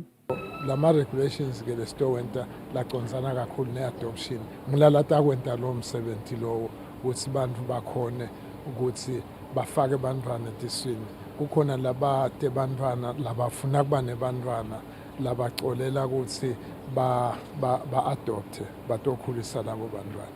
Lokuthi ke sitobafundisa sentelana ukuthi kucondzakala ukuthi ngeke nje sithathe umntwana simnike umuntu ngoba uthi ufuna kum-adopta. Sithathe umntwana simnike lo lesesimhlolile ukuthi kuleli khaya akusilo likhaya lekuganga yini. Ngeke ahlukumedekeni lo mntwana. Lo mntwana ngeke akhulele la kunathwa khona tshwala kusukela ngemsombuluko kuyofika umsombuluko. Lo mntwana ngeke yini lapha ahlukunyedwe ngato tonke lendlela lesitatiwe. Lamalunga eParliamente aphindze ahlolisisa netincabekelwano letita nekufakwa kwabantfwana esiswini. Etindzabeni kubika Sondomlange naMbongwa Dube Kamanzini. Indvuna yelitiko letemphilo lezinkosi seyetfule ngalokusemtsetfweni ibhukwana longumkhombandlela wokusebenta kwaleli tiko kule minyaka lesihlanu letako. Umkhombandlela utawusebentisa ngileli tiko kanye nenhlangano yakamhlaba yetemphilo kanti ubuke kuqinisekisa ukuthi lusito lwetemphilo luyafinyelela esiveni futhi naso sihlala siphilile. Indvuna yetemphilo lizinkosi ithi lo mkhombandlela uyinkhomba yokuthi uhulumende utimisele kangakanani kuqinisekisa ukuthi emaswati ahlala angulaphilile. Indvuna ithi lo mkhombandlela uphindze uhambisane nemigomo yemhlaba yentuthuko lekhonsako lekhuluma ngekuthi wonke umuntu akafinyelele kutemphilo. Uhulumende wembobe nebekunene utimisele ukuthi aqhubeke asite emaswati anikete impilo sifundzise ngekuphila ukuthi impilo ibe kahle kubo bonke abantu, siphinze sinikede abantu leyo information labayidingako, belashwe nabadinga kwelashwa, baphinze basichubeke silulamise. Lama services lesiwanikedako la lengikhuluma ngawo, sifuna ukuthi abantu bakhona ukuthi bafinyelele kuwo bonke ngekulingana kubede losala ngephandle. Losabambe kuba ngumphathi welehhovisi lenhlangano yamhlabuhlangene yetempilo lapha eVeni, Dr. Jeffrey Bisobora uthi lo mkhombandlela unetingoni letisihlanu letibalulekile. One area of focus is to look at strengthening the quality of service delivery. The second area is of dealing with communicable and non-communicable diseases. The third, we are looking at how do we provide services to all age groups across the life course. The fourth priority is looking at healthier lives. How do we work to make all the Maswati lead a healthy, happier lives? And the last one is now we have to tackle the issue of health security and disasters. We need to be prepared all the time. Lo mkhombandlela utawusita litiko letempilo kutsi likhone kusebenta ngalokungcono kuze eMaswati atawukhona kuhlale aphilile aphindze aphile iminyaka leminyenti. Tindzabeni teSwatini TV kubika Themkosi Mavimbela ngisembabane. Indvuna yelitiko letekulima Jabulani Mabuza sayimemetela isikhathi lesengetiwe sokubhadalwa kwemali hulumende lahlangabeta ngayo abalimi i-input subsidy. Indvuna yethi hulumende wende lesinqumo ngemuva kokuthi balimi bendlulise ukukhala kwabo kuhulumende. Hulumende sewelule isikhathi sekubhadalela luhlelo lohlangabeta balimi. Yetfula lombiko indvuna yelitiko letekulima Jabulani Mabuza ithi umlimi utawuvumeleka kubhadalela lihektha linye. 1,600 walesibheke ukuthi babenefite kulolu hlelo. Sicabanga ukuthi kutababambisa kakhulu labo labasala bagcina bangakakhona kusizakala. Siyacela ke ukuthi njengoba sesimemetele nje Maswati akahambeke ayobhadara, kepha ke sicela ukuthi babhadare Eswatini Bank kubete kulenye indzawo lababhadara khona. Kule extension inaleyo conditions sicela nje baye Eswatini Bank bafike babhadare khona. Nangalanga sekubhadarene etigulumbeni nakhona sisebenzisa imali lesiphakelwe yona bekunene. Le mali lesiphakelwe yona ithi kungaze kufike ku 55,500 wema-hour itabe kusho ukuthi le mali lesiphakelwe yona ukuthi siyisebenzise ekuhlangabeteni etigulumbeni seyiphelile. Ngithi kangathi sesive ngiphindze ngisicwayise lokho ukuthi lasebabhadere nyalo bang 43,000 ema-hour lasabhaderwe 43,600. Indvuna ibe seyicwayisa abalimi ukuthi bacaphele tigangi letilutha abantu ukuthi kunemali liniketwe litiko ngekubambisana nenhlangano yakamhlaba yetekudla lathite ke lokhu akusilo nani liciniso. Etindzabeni kubika Sondomlangeni eMbabane. Indvuna yetekulima Jabulani Mabuza ithi insha ayikukhuthalele kulima ingakwendi ngoba eseyishayiselena nalena ayitfoli imisebenzi. Indvuna ithi insha ibuke etekulima njengebhizinisi inenvola bangayenda ngetebuchwephesha lobuphambili. Indvuna kuvete lokhu esidlweni sasemini lebesendelwe labahambe imbili emncintiswaneni we-Women Farmer Foundation lapho kuphindze kwahlanganiswa labalimi netimakethe. Umuntu akaphindze akhuthade bantu labasha ukuthi lenza baye agriculture sesikusho emahlandla akungabi nje le chorus kepha uthatheni serious labanye bethu sesinamalanga sikhona ebusinessini ungeke nje umane ukhulume ukuthi ukhuluma ipolitiki kepha ukhuluma ngoba sawubonile ukuthi kulala bangakhona kusitakala khona bantu labasha. Ngeke ngiphindze ngicizelele ngikuphindza kanengi njengoba kuchazile babe Phaiva Nimvile, kepha nje liqiniso lekuphila lithi emathuba kule sector yaka-agriculture asemaningi bantu labasha. Iqiniso lekuphila noma singete sakwenda nasicelwa ukuthi sikwende, kepha nje liqiniso lekuphila lithe mathuba maningi khona. So nangabe lithuba-ke utshelwa ukuthi linengi, lokubalulekile ukuthi noma ngabe uyadlala, noma ngabe uyatesta, noma ngabe wenda njani, mane udlalele ngala emathuba amaningi ngakhona. Ngiyaninxusa abantu labasha ukuthi ningayithatheli phasi indzaba ye-agriculture, futhi ningendi ngathi kugcinwa ngayo, yinto nje yekwendiwa nase u-stranded noma so-frustrated kakhulu bese-ke sowuya ka-agriculture. Ithathe nje ngokuthi lithuba lebhizinisi i-agriculture. Inhloso yokusebenzisana nahulumende ekwakheni amathuba emisebenzi kubamfu labasha lonxusele inhlangano yamava labamhlophe kuleli Desislava Shumilova sewethule ukuthi lenhlangano itawesekela inhlelo tebamfu labasha ngemali lelinganiselwa ku-32 million euros. Shumilova uthi bantfu labasha abalikusasa lalelive kungako badzinga kunakekeleka. Shumilova bekakhuluma emhlanganweni betindzaba emahhovisini abo eMbabane.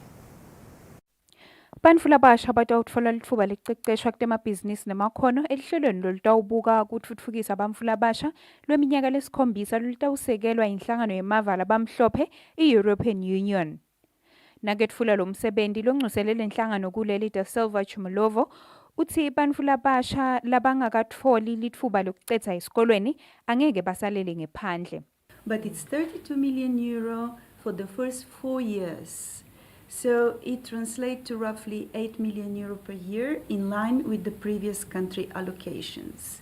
Supporting youth means that we support the country for a better future, but also it means that we are determined to help the country address the root causes of the social unrest and political instability to bring the country back to peace, stability, and prosperity for all. And youth is key indeed. And I keep telling, and I have told many times before, we owe youth a future. And the focus of our program is to try help Eswatini's youth, but also women in most vulnerable situations take their rightful place in society, have good jobs, and contribute. Youth needs to be enabled and supported to make a contribution to society. Lolu hlelo lufika nje enyangeni lephelile lenhlangano yasukumisa umgomo wekwesekela bamfu labasha labayingcenye yalenhlangano etindzabeni kubika sondomlangeni eMbabane. Kulandzela umbiko lophuma emaphephandzabeni lothi kunemalunga ePhalamende lasacale ukukhuluma tindzaba te-dialogue lokhulumela uhulumende Alpheus Nxumalo uthi uma ngabe kuliciniso lokho akuhambelani nemithetho yelive lengamele i-dialogue. Umuntu ke ude sicinisekiso ngawo ngoba beba caucus nabakhuluma lo. Tindzaba ke leti khulunywa caucus divama kuphuma ngembunjuka. Ngenteka ke kube mhlambe akwambunjuki lokungiko iPhalamende lekhulumile. Kodwa nangaba liciniso ukuthi iPhalamende seseleso sinqumo leso oyento kunene umuntu angacwayisa nje ePhalamende ukuthi iPhalamende phela iyati ukuthi la even ngubani umuntu lo vested with ama powers constitutional ekubita i-national dialogue kwekucala, kwesibili i-defined i-national dialogue yalelive i-constitution kwekuthi iba sesibayeni sibaya ke sina chairman waso umuntu oliswati wonke uyathi ukuthi ngibani lobita i-dialogue ke nasesibayeni sengikhuluma nge-dialogue lesemthethweni. Lo lokula kumida nje nawungaba liciniso kwekuthi kwendeke njengoba isifundza silalela kutaw precipitate a constitutional crisis kulelive of unprecedented order. And emalunga ePhalamende asabulala nalomcondo besicabanga ukuthi ugenuine ukuthi kufuneka i-dialogue. Sekubonakala ungathi iploy le to usurp power and to take power through a process that is not provided for in the constitution. Ngabekisa nje ukuthi lama reports athi iPhalamende ithi taw consulta amongst stakeholders, political parties. La kangwana ama political parties kude umthetho loshayewe kwavumela asebenze legally. Ngemaswati kuphela in their forum of the highest congress of the land, which is Sibaya, in their respective tingudla, la bangathatha khona sinqumo sekuthi i-political vehicle sekutabanga ama-political parties kule live. Manje kuyasethusa-ke nasitawuthi iPhalamende itawuconsulta ama-political parties langekho emthethweni. Akubite lo ngekuthi i-dialogue. Njengoba abaholi bemave emhlaba bebahlangene eveni leGibhithe babuka indzaba temvelo nokuguquguquka kwesimo selitulu, inkundla yasemanzini North nayo ibuka ukuthi yini lengakwenda kuqinisekisa ukuthi leSwatini alisaleli ngemuva etindzabeni temvelo. Ngalesine lenkundla beyihlangene nebantfu basedwaleni lapho bekukhuthazwa khona sive nemabandla ukuthi badlale indzima ekongeni imvelo. Lo mcimbi bongenelwe lilunga lePhalamende lalenkundla Markford Sebanze nelibandla lenkundla. Inyanza leyo bekunene sesiyikhulumile nalongayingeni sicela asale ayingena indzaba yekunyukubeteka kwemvelo. Inkundla yakaManzini North seyibe munye nemhlaba endzabeni yokuthi asekume kunyukubetwa kwemvelo kuze titukulwane titawukhandza umhlaba kusekhona kuphileka nakuwo. I-research lephelele ithi letindzaba letinyenti talokuguquka kwesimo kwentiwa ngithi tsine bantfu. Ngithi lelesenda lokho. Lufundzise lesive ngekugwema kunyukubeta imvelo Nonzwakazi Dlamini uthi kuguquguquka kwesimo selitulu kusetawuchubeka nangabe solo bantfu abakuboni ukuthi kuyinkinga. Kungakabi nalo lobonako ukuthi lesimo selitulu noma lokuguquka kwesimo selitulu kuyinkinga ngeke vele kuze kwenteke nyaloke uhulumende uthethe emasokisi wawakhuphula. Umprofeti Terence Nkonyane uthi emabandla angasifaka nawo sandla ekongeni imvelo. I-climate change ayi-affect nje noma live lelo thite i-affecta wonke umuntu. So namhlanje sithithe-ke no, let us bring the project kanye sonke siyibuke silibandla lokuthi live singalibambisa njani noma-ke intuthuko-ke yetilwane noma wonke-ke umuntu angabanjiswa njani. Nduna yenkundla yasemanzini North Fana Tsabetse ithi inkundla itimisele ukubambisana nesive ukugwema kunyukubeteka kwemvelo. Ndzabeni Eswatini TV kubika Themnkosi Mavimbela ngamanzini.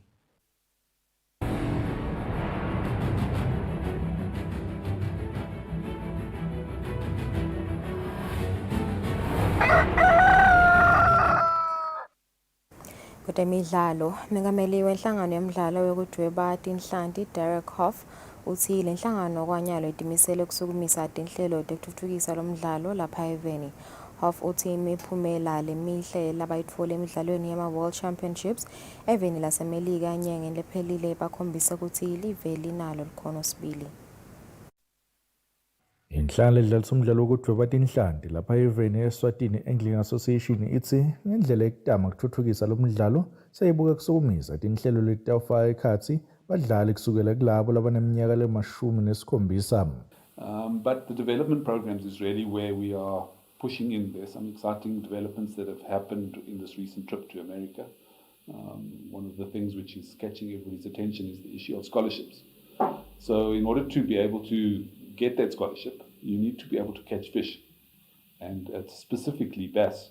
So, and there's a skill involved. So we need to impart that skill to the next generation. The idea of the scholarships is really aimed at the 17, 18-year-olds. So it's our youth, which is great. We have a number of youth that are in the fishing fraternity already, but we are going to be holding some development weekends where we will let you guys know when they are and how to be involved so that we can teach people a skill. So a lot of people say it's luck, but it's not luck. It's a lot of skill. So in terms of Africa, we are currently sitting third on the continent, which is a huge achievement for a small little community as we have in Eswatini. So we're very proud of that position. For many years, we were second or first even. There was a time when we were first in the world, even beating South Africa. That's 8 years ago. And I think that kind of spurred South Africa to participate at a higher level.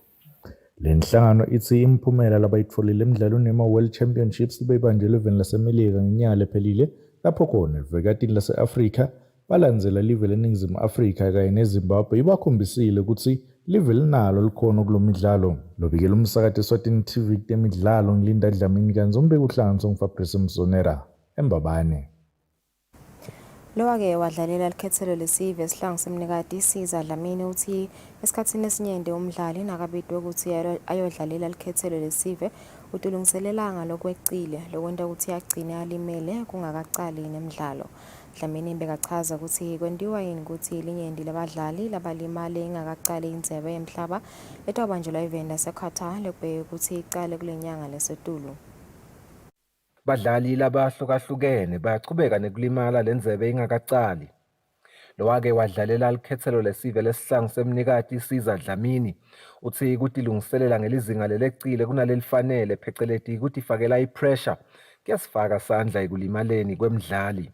Badlali labaningi baye batifake under pressure nabayodlalela emave abo nabathi ukuthi sebabitiwe bathi kanze sebajima extra kanzi loko sekutawuphazamisa indlela umtimba lo functiona ngayo.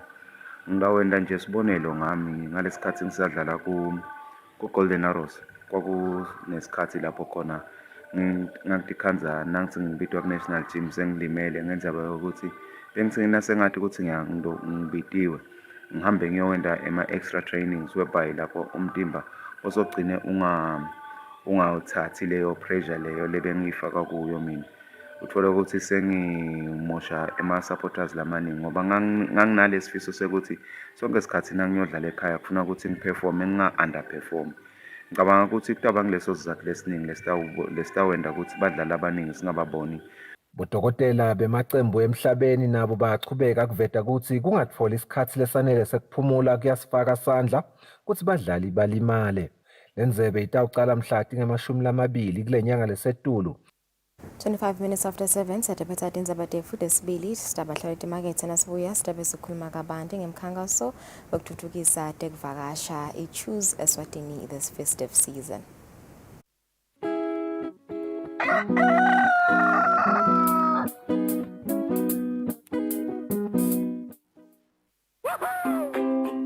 Pay your TV license quickly and easily with MTN Momo. Simply dial *007 *3# and select option 8 for TV license. Enter your national ID number as your reference and the amount you wish to pay. Then enter your PIN to confirm your payment. Once your payment has been made, you'll receive a confirmation SMS of your payment. If you're a first-time payer, you get another SMS for your TV license. So legalize your entertainment from the comfort of your home. Pay your TV license the easy and convenient way with MTN Momo. Everywhere you go, MTN. I do the most. Watch local TV on the go with the Eswatini TV app for only 20 emalangeni per month. Do the most with Eswatini TV app. Download from Google Play Store or App Store. We're good together. Everywhere you go, MTN.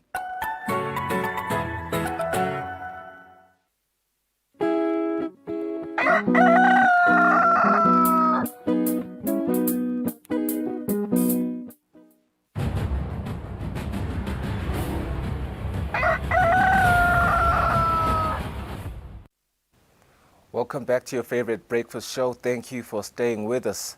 Now, according to an article on Outlook Travel written by Marcus Kappa, international visitor arrivals to Eswatini in the first 9 months of 2020, ending October, registered 300,409 visitations.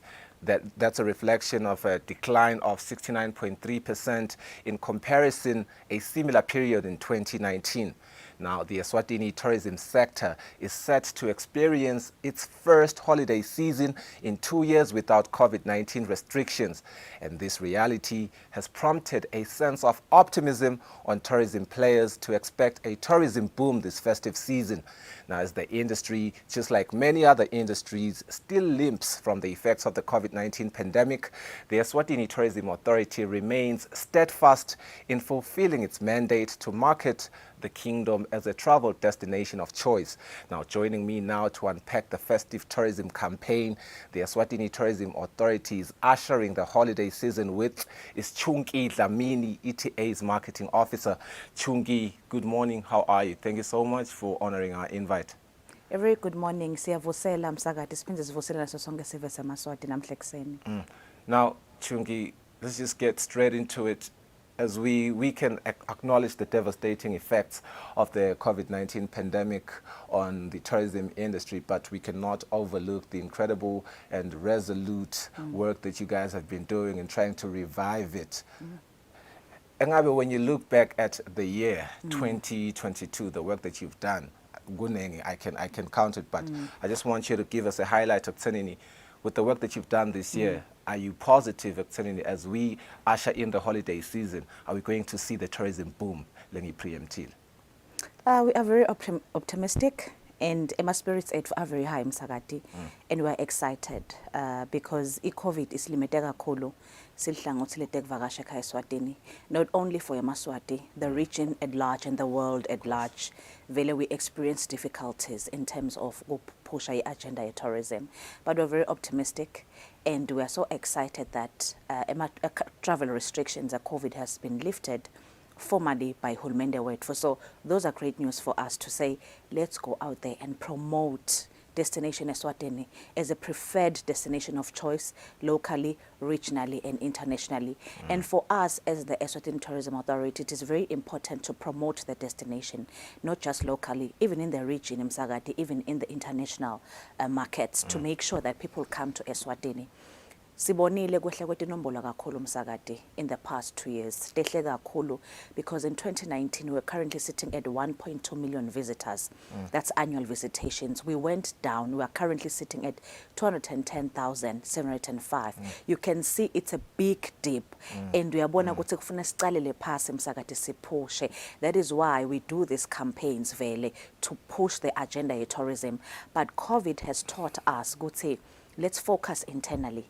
Because our marketing strategy, yes, did touch on domestic tourism, but the emphasis kakhulu was more on regional and international marketing. But because of COVID, we were forced to look internally and say, what do we have next door? We have a Maswati. La supporta kakhulu Msakati apho mavakashela tindzawo tekungcebeleka. You're speaking of the domestic tourism. Engabe uma ubuka nje eMaswati, eminyakeni lengcile, I remember, was it 2019 or 2020, indvuna yetekuvakasha yalauncha lenye domestic tourism campaign.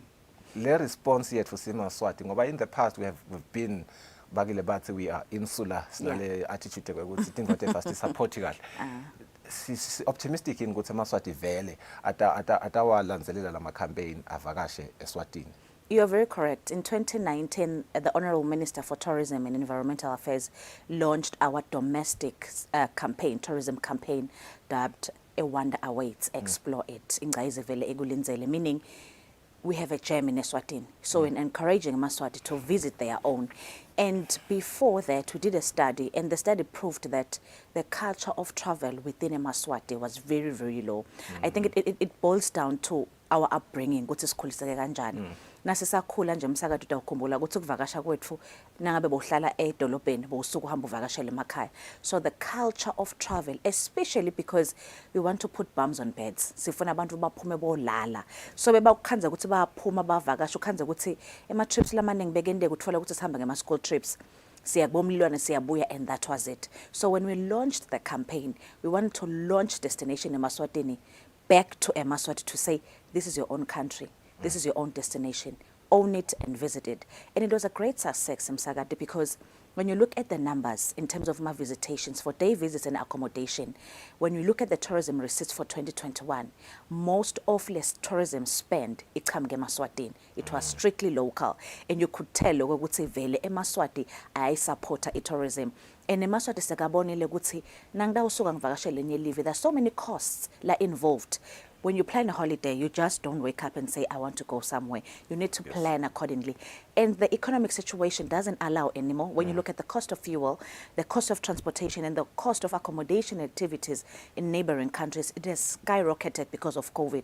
So the best way to do, we're encouraging Maswati to focus internally and also visit tindzawo tengcebela ngekhatsi Eswatini. So eMaswati asukumile avakasha kancane kancane eMaswati sayayenda imicimbi yayo la khatsi ekhaya. So we're really excited about that. Ngumaphi nje ama-festive season specials leni wabuketile nyalo nema-competitions ncenye nema-media familiarization tours leni wabukile njengoba usho nje ukuthi 2019 it was a success. Nalena ngiyacabanga leyo ukuthi itaba success if ndakwenda konke lezi ndoda. Yes, our festive season campaign this year, for the festive season, it was launched by the Honorable Minister 2 weeks ago on the 1st of November. So the campaign theme is Choose Eswatini. So we've got 4 hashtags. It's hashtag Choose Eswatini, hashtag Phumule Eswatini, hashtag Phola Eswatini, hashtag Ngcebeleka Eswatini.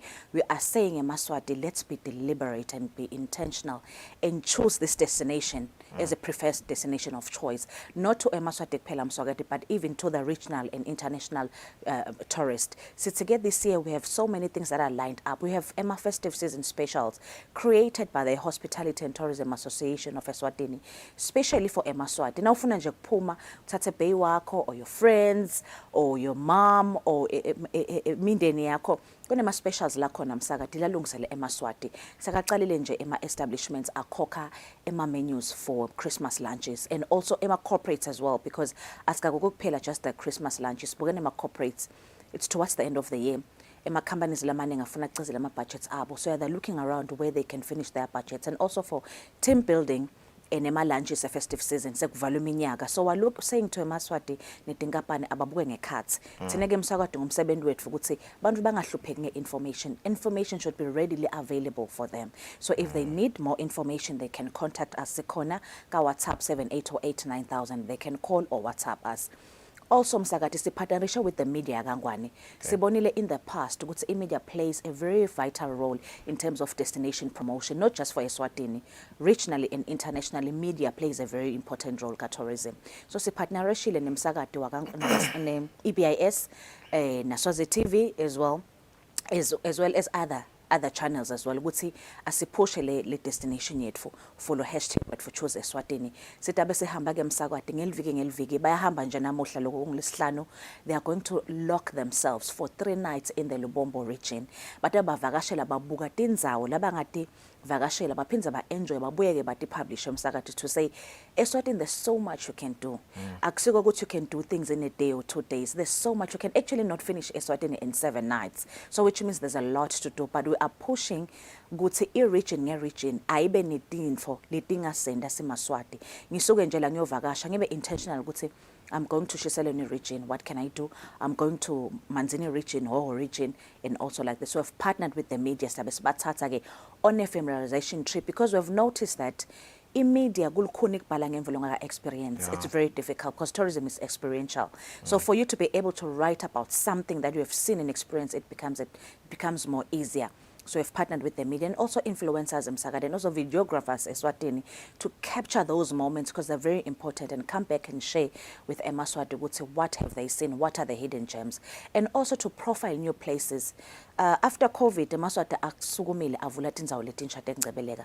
We've seen Bozulwini kunabo Vienna Spa, we've seen kunetindzawo letinsha lesetivulekile, popular gems, The Rock, Mdolomba Eden. There's so many places letivulekile, Bo Silverstone Lodge. So we also want to unpack those hidden gems to say, if you have visited so many places and looking for new places as Eswatini, these are the places to visit. And also, and again, in terms of our competitions, we can't just launch a campaign and not give back to eMaswati and say, you stand a chance to win yourself a holiday away.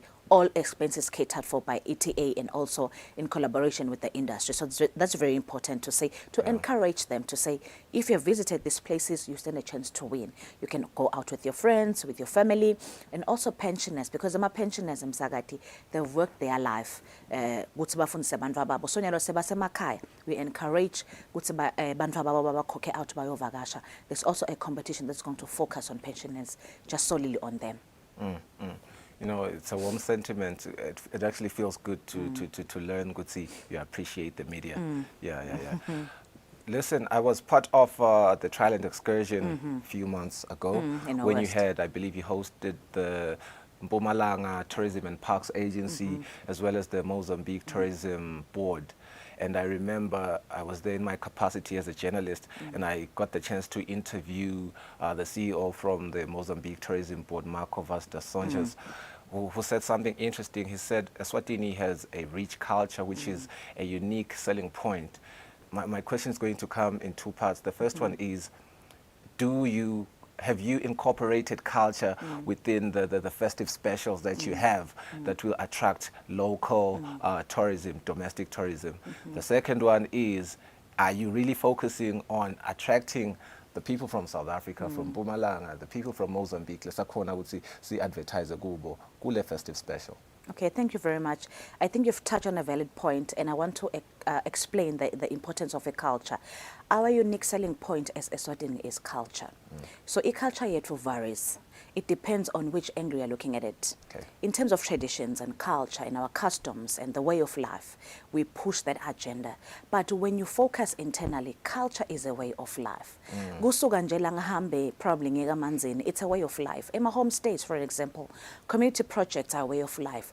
Culture is engraved in eMaswati. So that agenda sithi eMaswatini abati kangcono live labo, imihambo yabo, nebuve bawo. Phela bangabuki nje ukuthi okay sengile cultural village ngafika ngafunza ngemhambo yeMaswati nekuthi umuntu wesiswati wakhiwe kanjani. Akusiko lokho kuphela, it's a way of life. It's the warmth of the nation. It's the way the nation treats people, and also nema homestays emsakati.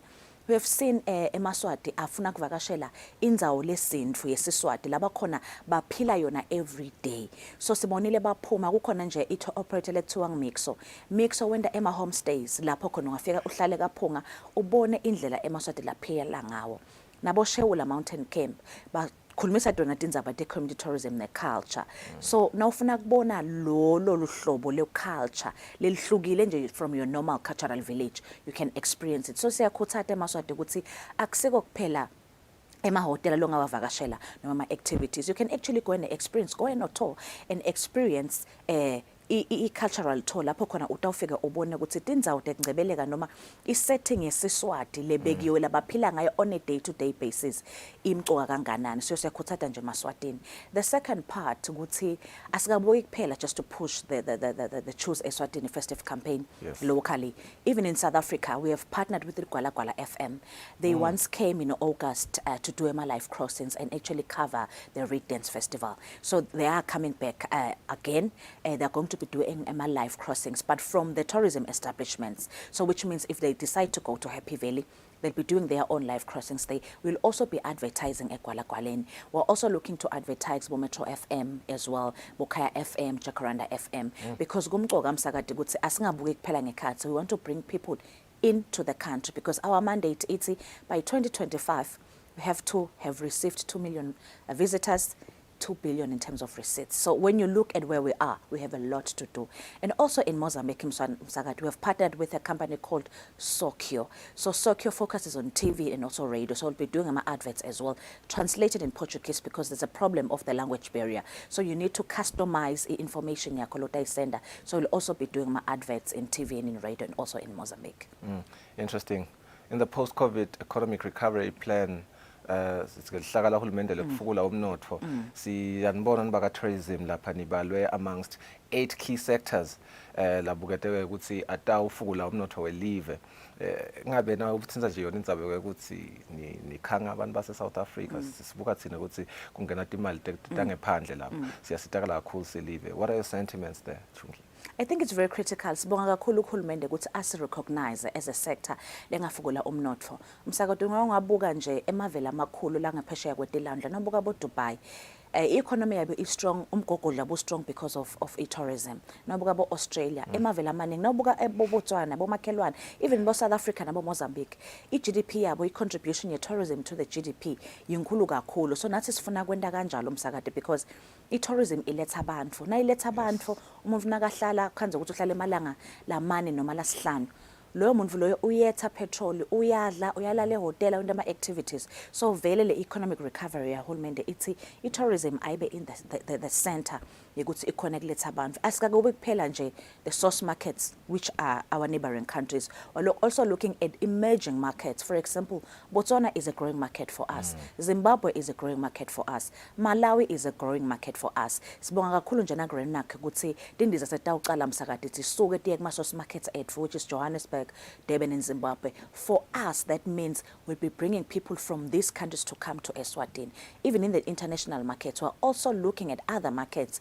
For example, we want to go to the Arab Emirates states. Lapho khona they are big spenders. China, those tourists are big spenders. Sifuna babuye batospenda imali yabo kangwana msakade. So it's very important. Sijabula kakhulu, and we hope ngekubambisana na hulumende nebo hotels ne collaboration yethu nema campaigns lesondako will be able to bring more tourists into the country. Very interesting. You touched now nje utsite you want to put bumps to bed. Yes. Ngiyatibuta ke ukuthi ngoba I believe within tourism kuphindze kube nje nama festivals like your Bushfire Music Festival, your Luchu Festival and other music festivals.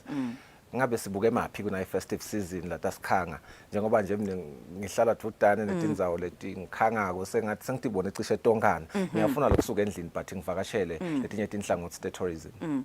We've seen in the past ukuthi especially the youth like nini nithanza info le don't excite nithanza info lensha anithanze ukuthi info leti tawuphinza kaningi isibona ufuna kubonga nje kakhulu kuma event organizers because nongabuka umnyaka mutse kakhulu you can't just solely look at Bushfire or Luchu Festival or umhlanga or ingcwala or lusekwane. So kunalama lesithi we want to focus on spill off events. Nangabe kwenteka lo mhlanga there should be other things happening around so that these things can keep the tourists into the country. Atikanzeka spend 5 nights or 6 nights gangwan. Likewise, even amongst the youth, even amongst Emaswat, we want to say for the festive season, siyacela ukuthi ema event organizers awende lama events kungabi just the focus on Christmas kuphela or the New Year's Eve or ema New Year's bashes. We want to have the spillover events that are happening around lama small concerts kunani kuphi ifocus kakhulu yethu ke kupusha i-township tourism. We have seen a township tourism growing. Now ubuka nje bosolana sishisa nyama, ubuka kamanzini tindzawo leto leti caterisha for the niche market. Akusiwo wonke umuntu omsakade lothanza ke hotel afika ahlale phasi adle alala phumule bamvocavoce umtimba. Lo munye umuntu uthi ngifuna kuyojayiva kusehluthu. It's a niche market. So it township tourism ingena lapho ke lokuthi what's happening at Solanis? Oh, they're bringing my cards, let me go have fun. What's happening Gamanzini? They're bringing cabs. What's happening Gupi House on Fire? Guta Uncle Waffles. So those are the things Msakadile to keep the tourism business ihlala cultivated. Singabuki nje kuphela. We've seen festival, the Green Festival. We've seen food festival, wine festivals. There's so many festivals happening in the country, and it's bonga kakhulu because tourism alone we cannot do it on our own. So we need these event organizers to come and work together, and we need labanye bamvu labatawuthi yati I can see kunesikebese ngiyabekisa khona nje lo wende sip and paint ngalana uhluthetha the different kinds of wine ngalana uyapainta, so you can see ukuthi you are mixing things lesingakathi saticabanga before as well. We've seen the promotion of gin kangwane bo imbali gin events baphuma abantu sekunabo pop Sunday inyalo. Those are unique things that we need in the country so that we can boost tourism because emaswati akafuni kuhlala ndzawonye ende info yinye. Sifisa ke lokho ukuthi akungendeki in one region because we've noticed ukuthi it's the Mbabane ezolweni manzini corridor ayiphume nje eshiselweni kuthiwa kune gin festival eshiselweni noma kune wine festival eshiselweni noma kuna whatever festival lekhona in the 4 regions so that we can increase the geographical spread so that bambato khona kuvakasha. Chungi, I can listen to you speak all day about tourism. You are very passionate, and don't get involved with Shogo, see Diva. Thank you so much for joining us today. Thank you so much. Thank you. Well, there was Chunki Dlamini, the marketing officer from the Eswatini Tourism Authority, just unpacking their festival special campaign, which was launched by the Minister for Tourism and Environmental Affairs, Moses Vilagati, on the 1st of November. We see Atemba ukuthi ngwanelo muhle utawusukuma wende lokufanele uvakashele live lakho singahlulwa abantu bekhamba. At this very moment, we are going to take a quick break. Nasibuya sitawu joinwa ke betemidlalo.